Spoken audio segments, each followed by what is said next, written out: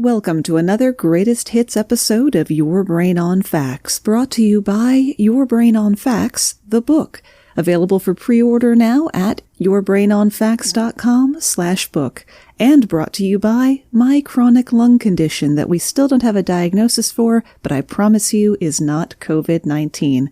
I just didn't have the lung capacity to record a whole episode this week, but I'll be back on track for next week.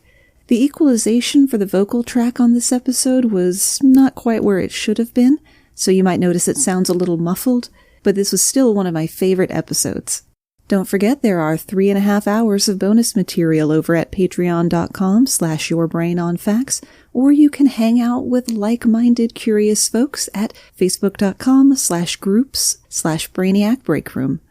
And now, your feature presentation.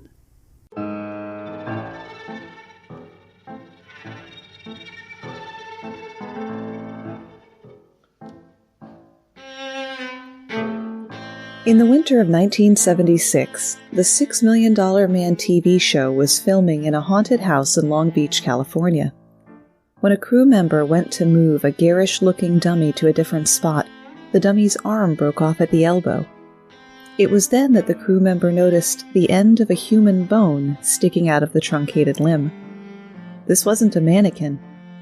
This was Elmer McGurdy, a career criminal who died 65 years earlier in Oklahoma. My name's Moxie, and this is Your Brain on Facts. As a forensic science/true crime/weird history buff of the first order, I almost didn't include McGurdy in today's episode of Well-Traveled Corpses, because his story makes all of these lists. But you know me, I like to be thorough. Elmer McGurdy was born January 1st of 1880 to an unwed mother and adopted by his uncle and aunt. The first 20 years of his life were fairly unremarkable, until a string of personal losses led him to say, "Screw it, I'ma go rob some trains." A brief stint in the Army had seen him trained to use nitroglycerin for demolition, and he decided to blend the two careers.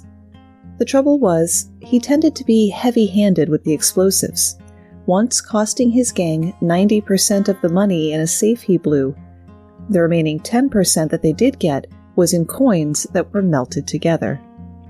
McGurdy's final robbery took place on October 4th, 1911, near Okeeza, Oklahoma, when McGurdy and his men mistakenly stopped a passenger train instead of the one carrying $400,000 that they were after. The men were only able to steal about $46 from the mail clerk, some whiskey, a pistol, and the train conductor's watch. A newspaper account of the robbery called it, quote, one of the smallest in the history of train robbery. Even still, a $2,000 bounty was put on McGurdy, and someone gave him up. In the wee hours of October 7th, a posse of sheriffs tracked McGurdy to a hay shed using bloodhounds. Gunfire was exchanged for over an hour, and in the end, McGurdy was shot in the chest and killed. McGurdy's body was subsequently taken to the Johnson Funeral Home in Pawhuska, Oklahoma, where it went unclaimed. Joseph Johnson, the owner and undertaker, embalmed the body with an arsenic-based preservative and stored it in the back of the funeral home, refusing to bury the body or release it until he had been paid for his services. Johnson then decided if he was going to get any money out of this situation, he'd have to be more proactive. He dressed the corpse up in street clothes, placed a rifle in McGurdy's hands, and stood him up in the corner of the funeral home. For a nickel apiece, visitors could see the bandit who wouldn't give up. McGurdy became a popular attraction at the funeral home and also drew the attention of carnival promoters, though Johnson refused numerous offers to buy the mummified body. In 1916, a man claiming to be Elmer McGurdy's long-lost brother got permission from the sheriff to take custody of the body and ship it to San Francisco for a proper burial. The following day, Johnson released the body to this man and an accomplice, who then put it on a train bound for Arkansas City, Kansas. The men were in fact James and Charles Patterson, owners of the Great Patterson Carnival shows, where McGurdy's corpse would be featured until 1922, when Patterson sold his operation to Louis Sonny. Sonny used McGurdy's corpse in his traveling Museum of Crime show, which featured wax replicas of famous outlaws such as Bill Doolin and Jesse James. In 1928, the corpse was part of the official sideshow that accompanied the Trans-American Foot Race. In 1933, it was acquired for a time by director Dwayne Esper to promote his exploitational film, Narcotic, with an exclamation point. In a very William Castle-style move, the corpse was placed in the lobby of the theater as a dead dope fiend.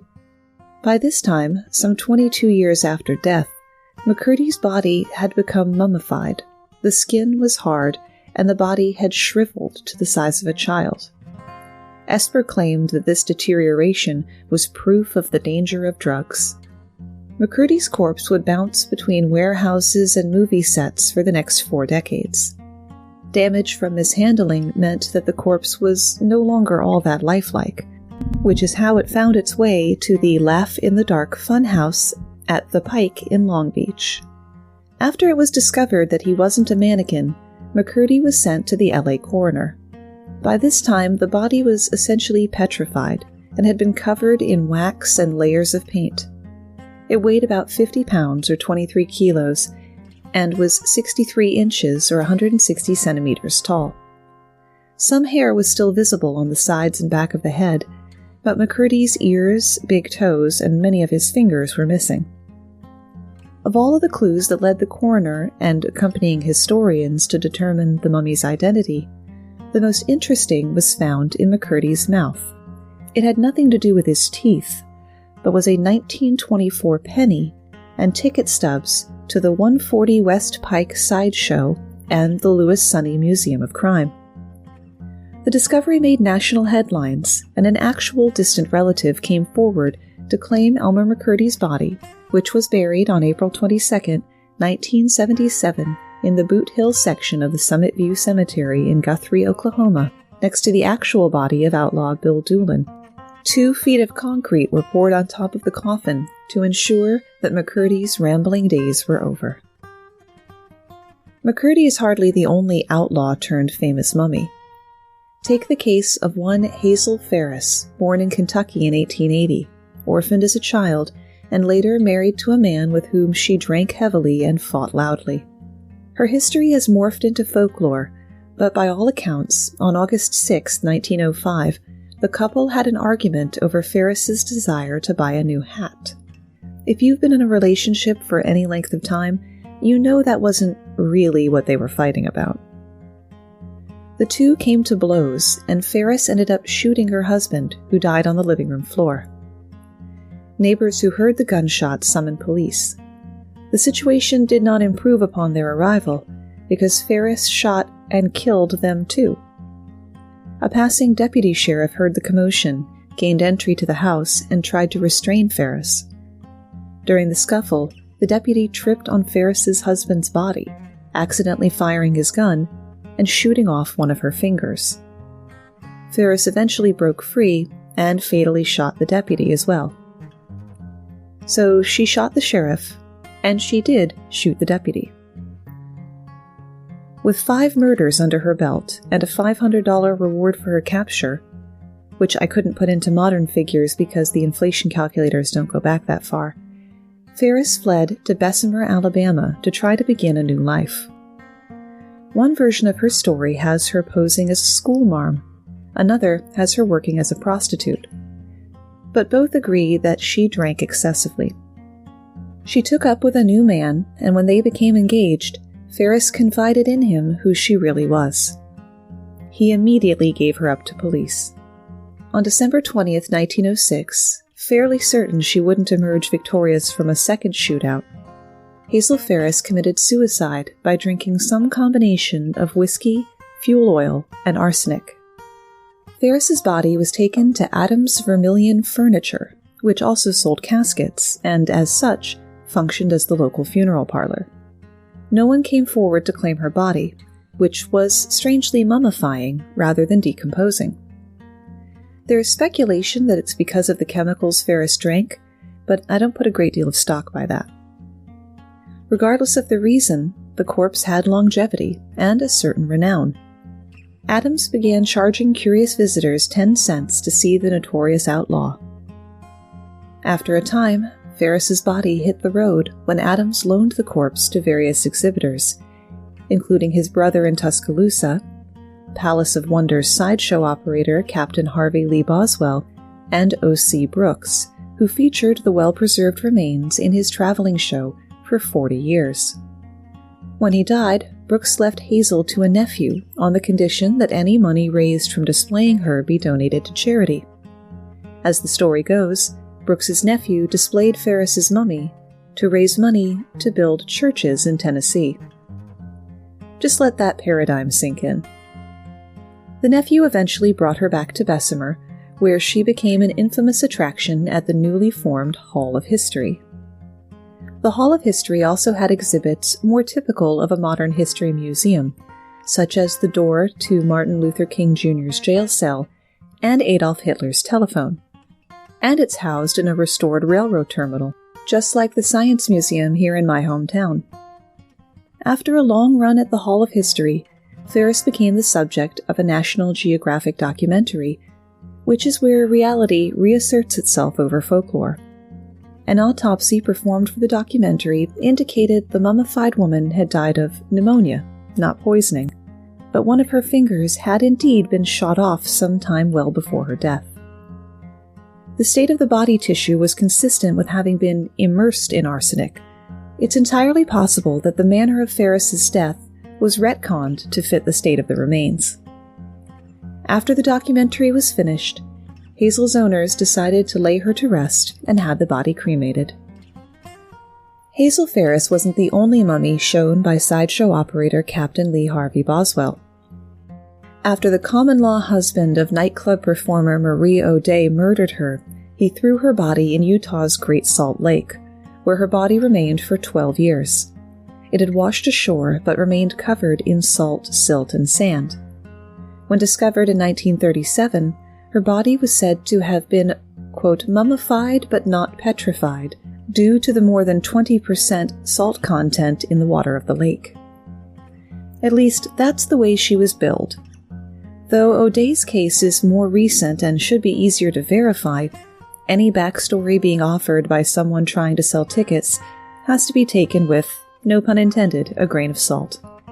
O'Day passed through the hands of at least 4 showmen with names like Hoot Black and Gold Tooth Jimmy, and was viewed in 38 states plus parts of Canada before being sold to Boswell in 1975. He removed her from the traditional coffin in which she had been displayed because it offended the public, which is a funny place to draw the line, and he put her in the Palace of Wonders alongside shrunken heads and animals with too many body parts. O'Day's tale may be less like the natural mummies we featured way back in episode 16, Mummy's Day, and more like McGurdy and Farris, that of a body with no one to claim it. According to an account from W.F. Dubb, one of the first people to exhibit O'Day, first, the body was an embalmed body of some woman, and the red hair was for real. I really don't know how she died. I don't think Marie ever saw the Great Salt Lake, and I doubt she was ever even in the state of Utah. I heard a lot of stories about where she came from, and I don't know which one is the truth. The one that sounds the best is that she was found dead sitting in the waiting room of a bus station in Mississippi. There was no ID on her body or in her handbag, but she was well dressed and looked like class. The undertaker assumed someone would show up to claim her body, and it would only be a matter of days until he could be rid of her. Well, the days turned into weeks, then months, then years, and still no one showed up. After so much time had passed, a traveling showman came by and offered him something for her. It seemed like a good idea to sell and recover something, better still, to be rid of her. So he sold. 2 owners later, Hoot Black faced a problem, not with the law, but with rats. During the off-season, when he wasn't on the road with O'Day, Black had to find a safe place to keep her.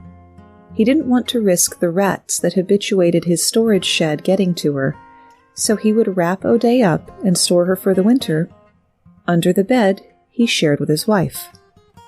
I'm going to assume the wife knew about it, because a human body is somewhat more conspicuous than, say, that Xbox your wife told you couldn't afford. When on the road, O'Day traveled in relative style in a specially converted semi-truck boasting Marie O'Day's Palace Car on the side. I'll link to it in the show notes. If you don't see a link, at me, as the kids say on Twitter at BrainOnFactsPod, or Facebook or Instagram at YourBrainOnFacts. Black sold to Boswell, who had O'Day until his death in 2002. It was about this time that O'Day was examined by college professors Ron Beckett and Jerry Conlogue for the Nat Geo show The Mummy Roadshow. They took O'Day to the radiology department at Wilson Medical Center in North Carolina, where a CT scan and tissue biopsies were taken in hopes of confirming or refuting the legends surrounding Marie O'Day. With a sideshow mummy, there had to be a story to bring the people in, says Conlogue. For the carnivals, the story was more important than the mummy itself. Following a full day of studying and analyzing test results, the professors concluded that O'Day had more likely died from tuberculosis and not violent murder. Also, that the mummification resulted from using arsenic to embalm the body, because the amounts found in the tissue were several hundred times the normal concentration. It seems that O'Day has passed to Boswell's son and has been in storage ever since. She very nearly had a shot at either returning to fame or finally being laid to rest when she was among the goods being appraised by Mike and Frank of the TV show American Pickers. They passed on O'Day, but did spend $600 on a wax Elvis. Most of the bodies on this list brought in money, for someone anyway, after they died, but one entrant was also a source of profit during her life. Julia Pastrana was born in the mountains of western Mexico in 1834. Her life was defined by her appearance. She was entirely covered with thick, dark hair, except for the palms of her hands and soles of her feet, due to a condition called generalized hypertrichosis. And the shape of her face was distorted by gingival hyperplasia, a thickening of the lips and gums. Pastrana also had a very prominent brow with thick, arched eyebrows, an unusually broad nose, and uneven teeth. Her mother was convinced that some sort of supernatural force was to blame for her daughter's appearance, such as Noolis, shape-shifting werewolves of folklore that were said to cause stillbirths and deformities. Young Julia spent the first few years of her life sequestered with her mother in a cave, and then in an orphanage, though some accounts have Pastrana being sold by an uncle to a circus. After learning of her, the state governor adopted Julia to serve as a sort of live-in entertainer. There, at least, she was given an education. She learned multiple languages and the arts, as well as the manners of high society. She stayed in the governor's home until she was 20, when she decided to return to her village. However, Pastrana never completed her journey. On her way home, she encountered an American showman who persuaded her to perform on stage. Soon after, she began her career in the United States and Europe, taking part in traveling freak shows and circuses. Though her singing and dancing were quite capable, that wasn't what people paid to see.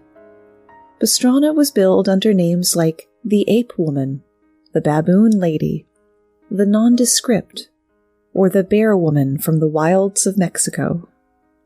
One newspaper account from the time said, "The eyes of this unusual natura beam with intelligence, while its jaws, jagged fangs, and ears are terrifically hideous. Nearly its whole frame is coated with long, glossy hair. Its voice is harmonious, for this semi-human being is perfectly docile and speaks the Spanish language." The idea of Pastrana as a semi-human was established by Dr. Alexander Mott, who examined her and declared her to be the hybrid of a human and an orangutan. At the time, orangutans were considered to be the wildest and most primitive of primates with a dangerous sexuality. Other doctors refuted this ridiculous claim, but Pastrana's PR was based on it, sharing promotional materials that underlined her animalistic otherness. In it, she was described as originating from a tribe of root digger Indians who were spiteful and hard to govern, living with animals and being intimate with them. Basically, racism as your main or only selling point. Despite all of this, though, Pastrana was a kind-hearted, gentle, intelligent young woman. She loved to travel, cook, and sew, and willingly submitted herself to examinations by doctors.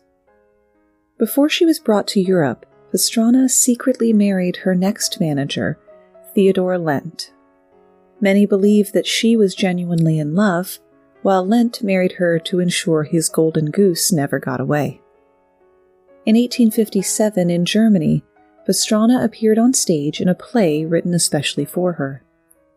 The promotional posters for the show gave her quite a grotesque appearance, with exaggerated red lips, similar to depictions of African Americans at the time. When the German audience saw Pastrana, they considered the show to be in bad taste and rejected it outright, to the point that police had to be called in to stop the show.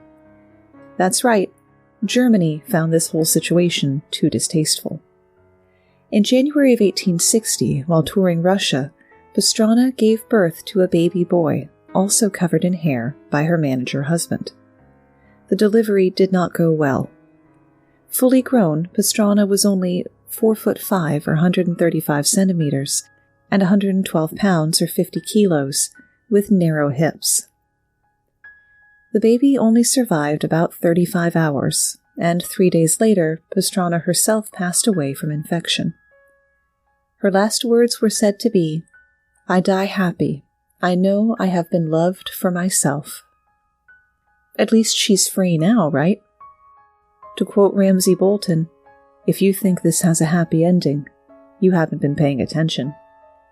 Lent got another payday off Pastrana by selling her and the baby to an anatomy professor in Moscow, Dr. Sokolov. Sokolov spent 6 months preserving their bodies with a technique that was part mummification, part taxidermy. Their bodies were posed in a glass case and put on display at Moscow University's Anatomical Institute. When Lent realized there was still money to be made, he regained control over Pastrana and their sons' bodies and spent the next 6 years hauling their glass display case around the world. While on tour with his family's corpses, Lent met Marie Bartel, who had the same rare conditions as Pastrana. So Lent wooed and married her too.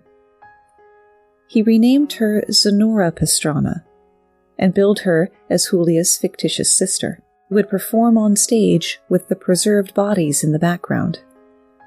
Later, Lent hid the embalmed bodies and started telling people that Zenora and Julia were actually the same person.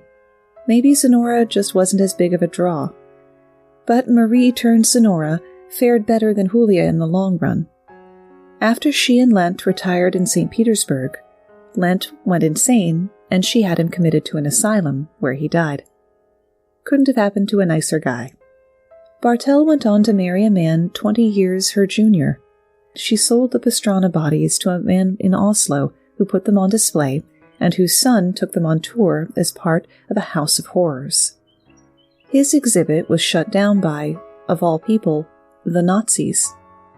Pastrana and the baby would be moved from storage space to storage space through Sweden and Norway for 30 years, occasionally still making public appearances. In 1973, the display of human corpses for profit was outlawed in both countries. This didn't mean it was proper burial time, just back into storage. At some point, miscreants broke in, opened the glass case, broke off Pastrana's arm, took the mummy of the baby, and left it in a field where vermin destroyed it. In 1979, the warehouse was broken into again, and Pastrana disappeared, reappearing in 1990 at the Institute of Forensic Medicine in Oslo, in a janitor's closet.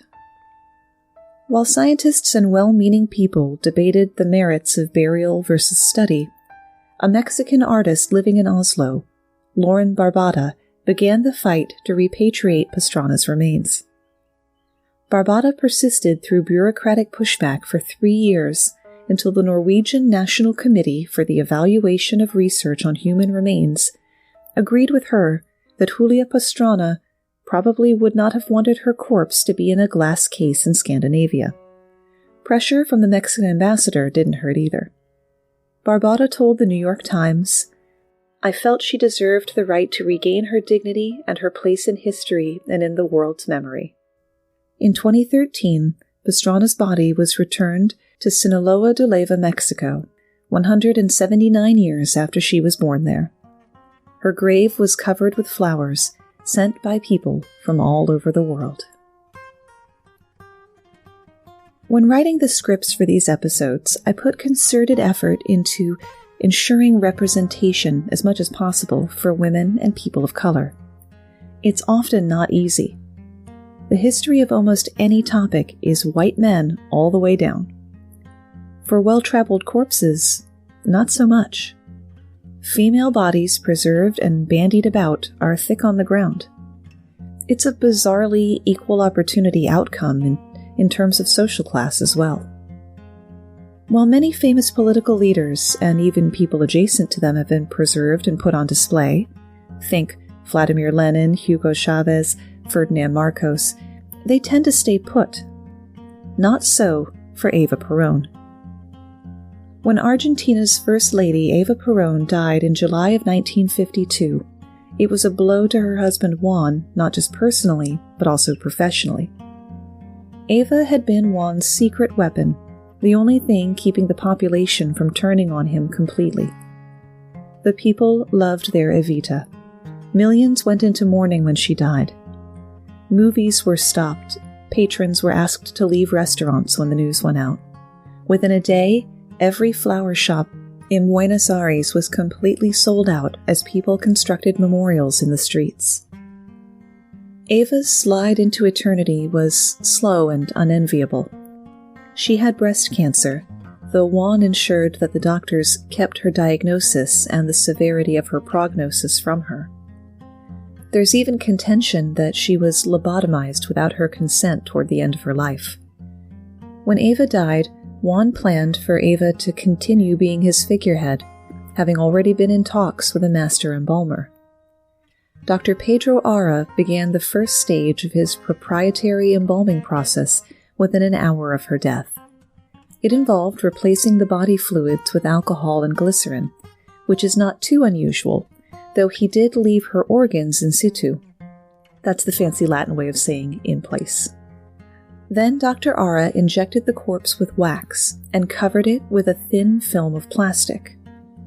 The whole process took about a year and cost the equivalent of $100,000, after which Dr. Ara declared that Eva Peron was now incorrupt, kind of like a Catholic saint. Eva lay in state at the Ministry of Labor, with Dr. Ara always near at hand, to wait until her monument and tomb were complete. But they never were. In 1955, President Juan Perón was deposed and forced to flee to Spain. Eva was left behind and hidden with Dr. Ara, who continued to work on her as if she were his magnum opus. The new president, Pedro Aramburu, found out that Eva's body was still in country and wanted to get her buried as quickly and quietly as possible. To this end, the head of military intelligence, Walter Koenig, was ordered to get Eva's body from Dr. Ara and take it to the Chacharita Cemetery for burial. There was no indication in my research as to how he got the body from Ara. But en route to the cemetery, for whatever reason, Koenig stopped to take a nap. He awoke to find the truck was surrounded with candles and flowers. Pretty sure that people knew what was in the truck, he switched trucks and drove away from the cemetery. Again, he stopped to rest at night, and again his parking spot became an impromptu memorial. Koenig thought the best thing to do now would be to take Eva's corpse to military intelligence headquarters and stick her in the attic of his office for a year. President Aramburu eventually found out and fired Koenig, ordering that Eva's corpse had to be taken out of the country. Did they ferret her to neighboring Chile or Uruguay? No, Eva's corpse was moved to Italy. She was buried in Milan under the name Maria Maggi Magistris. but she wouldn't stay there long. In 1971, Aramburu was killed by guerrilla fighters still loyal to Juan Perón. The location of Eva's grave was uncovered, and a priest and a colonel were sent to retrieve her. Almost sounds like the setup for a bad joke. They exhumed the body, loaded it into a bakery truck, and took Eva to Juan, who was in exile in Madrid, Spain. Dr. Ara was called in to restore Eva, and she was given a place of honor in the Perón's dining room. To the credit of the new Senora Perón, Isabel, she seemed to have been supportive of the idea, even combing and styling Eva's hair. 2 years later, Juan Perón was again elected president of Argentina and flew back with his wife. Wife singular. He left Eva behind. Again. Perón died a year later, but that still wasn't the end of it. Peronist guerrillas then dug up President Aramburu's body and held it for ransom on the demand that Isabel Perón, who was now president, repatriate Eva's body. Back in Argentina, the care of Eva's body was given to one Domingo Telechia. He had to contend with not insubstantial damage to Eva's feet, possibly from being put in a coffin or container that was too small. But otherwise, she was in surprisingly good shape for the 20-plus years. Say what you want to about Dr. Ara. He seemed to know his stuff. Eva was briefly laid in state, with plans to have a monument built again, but Isabel Perón was deposed, and Eva's body was finally given to her family. She's buried in La Recoleta Cemetery in Buenos Aires, 20 feet underground, in what is essentially a steel bunker, to ensure that she can finally rest in peace. And that's where we run out of ideas, at least for today, though I'll leave you with one apocryphal tale of a body on the move. Hollywood legend John Barrymore partied and drank himself to death in 1942. Shortly after his death, his actor friends Errol Flynn and Raoul Walsh were drinking their sorrows away when Walsh insisted he was too overcome with grief to continue drinking. He left the bar, gathered a few helpers, and smuggled Barrymore's body out of the funeral home where it was waiting to be embalmed. Walsh told the funeral director they wanted to take the body to Barrymore's housebound old auntie who couldn't get out to pay her respects, and they gave him the equivalent of $1,500. Walsh and his accomplices then took Barrymore's body back to Errol Flynn's house, where they propped him up in a chair to startle Flynn when he drunkenly stumbled home. At least, that's how Flynn told it. Thanks for spending part of your day with me.